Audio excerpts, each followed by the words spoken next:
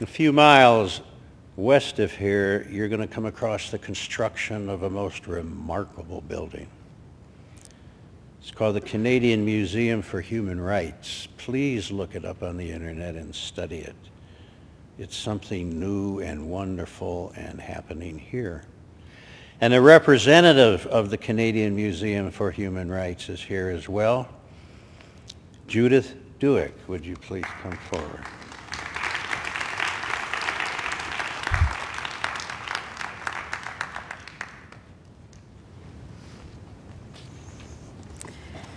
Thank you for those wonderful words. It's always good when we begin to think about the values and how the values affect the reality of what we need to do. And it's in that action that change happens. I'm very pleased to be here tonight, honored in fact, to help launch an alliance of organizations against modern slavery. Congratulations on this initiative. You are admired for your efforts and work on behalf of others. Indeed, rights and responsibilities go hand in hand, and I speak here of the responsibility to defend the rights of others. I am here to bring greetings from the Canadian Museum for Human Rights. Scheduled to open in 2013, the museum is currently under construction in Winnipeg, and one of the messages of the museum is to change thought and action with reference to human rights. Certainly the area of modern slavery connects deeply to human rights. Article 4 of the Universal Declaration of Human Rights says, "No one shall be held in slavery or servitude. Slavery and the slave trade shall be prohibited in all their forms." That leaves no exceptions. Many people think this is only something international, far from anything in Canada. That's not the case. A Canadian teenager signs up for an international modeling program and unbeknownst to her parents is forced to have sex with strangers while traveling in Europe. A Mexican woman is smuggled into Canada illegally and turns tricks against her will above a downtown Toronto drugstore. A 14-year-old from Ontario is sold for sex on Craigslist. Young women from the war-torn Congo and Colombia are trafficked to brothels and massage parlors in Canada. The RCMP estimates that 800 to 1,200 people in Canada, the vast majority of them women, are victims of human trafficking each year. Non-governmental organizations peg the number in the thousands, with a significant number of Aboriginal women and children. The UN Committee on the Rights of the Child has formally expressed concern about the increase of foreign children and women trafficked into Canada. We have a responsibility to defend the rights of those who have no voice and cannot defend themselves. The late Patricia Montour, a wonderful Aboriginal human rights leader, once said, "Because others have the power to define my existence, experience, and even my feelings, I am left with no place to stand and validly construct my reality." I'm going to read that once more. "Because others have the power to define my existence, experience, and even my feelings, I am left with no place to stand and validly construct my reality." That's the violence of silence. Let us not be silent. Let us make change. We are setting ourselves on the path to do that this evening, and I'm so honored to be here.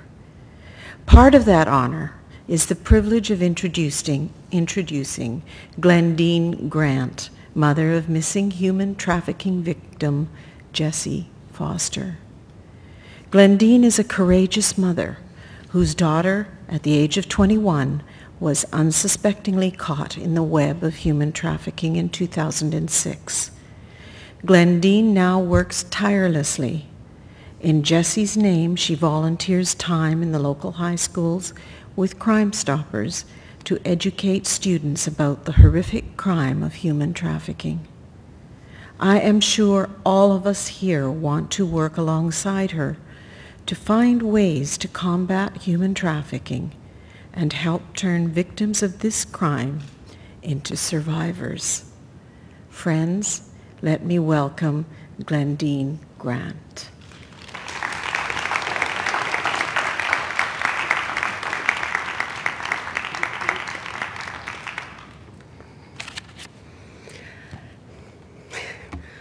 Hi, everybody. Like she says, my name's Glendene Grant. I come from Kamloops, BC. It's in the southern interior of British Columbia. I have 4 daughters, 3 grandchildren, and one of my daughters is missing. Jessie's an international endangered missing person, and she's also the victim of human trafficking. She was lured down to the United States in the spring of 2006, and 10 months later she vanished.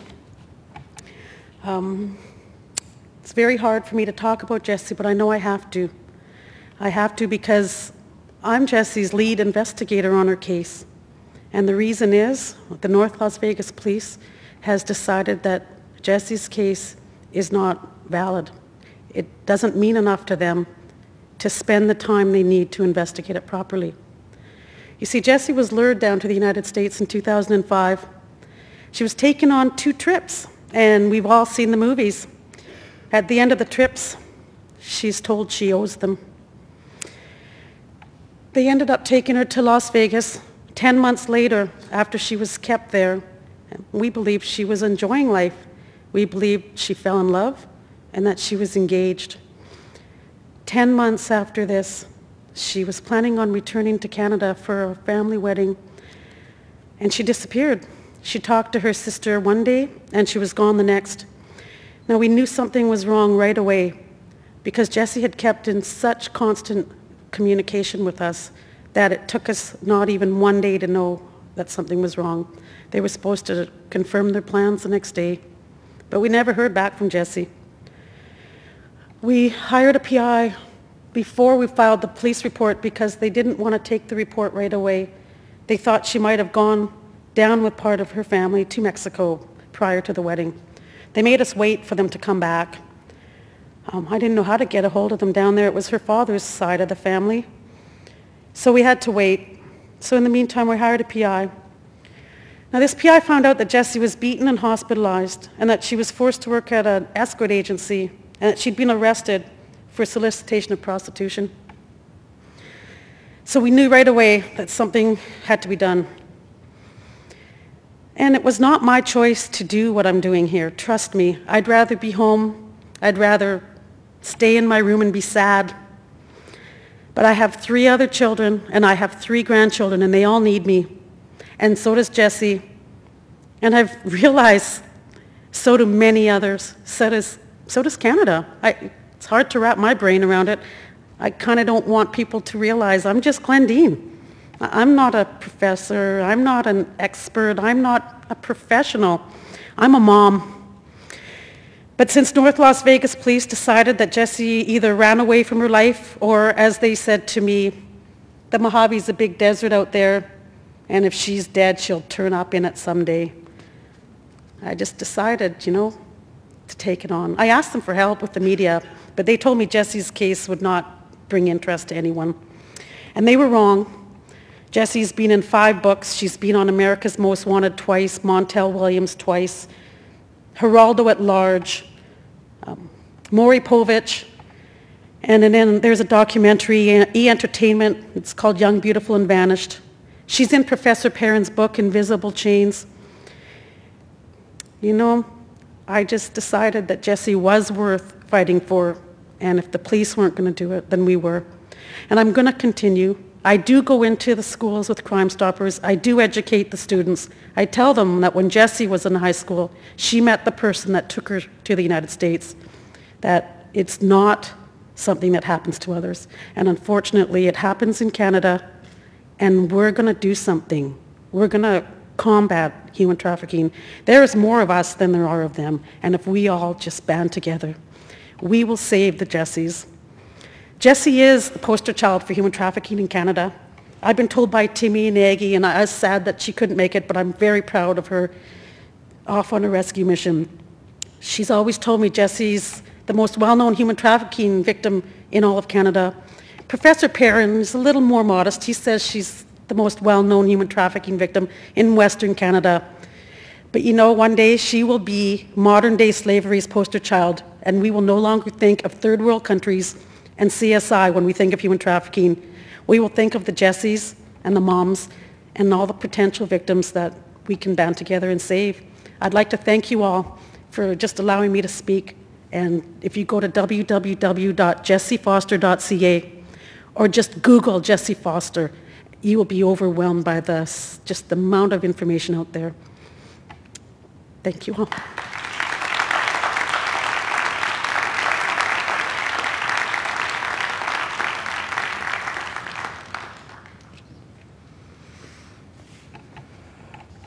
Thank you, Glendene and Judith. This evening is divided into two parts. The first part is an introduction to human trafficking that you're witnessing now. And the second half is a concert. It takes place right here. Out in the hallway, there's a bidding art auction. Some of those works of art are quite lovely. They're selling chocolate that is slave-free. I've tasted it. It's absolutely wonderful. And then I tasted it again, and it was still wonderful. And I'm going to go taste it for a third time.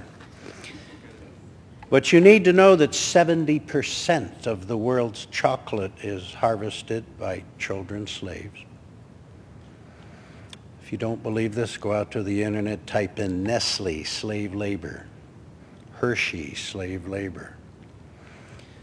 That's why this opportunity in the lobby is so important, because they not only have chocolate that is slave-free, they also have coffee that is slave-free. So I encourage you to bid on the art auction out there and enjoy the stands, and come back in 30 minutes and enjoy the second half of the evening. And I thank you very much for being here. This is a wonderful and noble endeavor, and you would not be in this audience if you were not the same. So to you.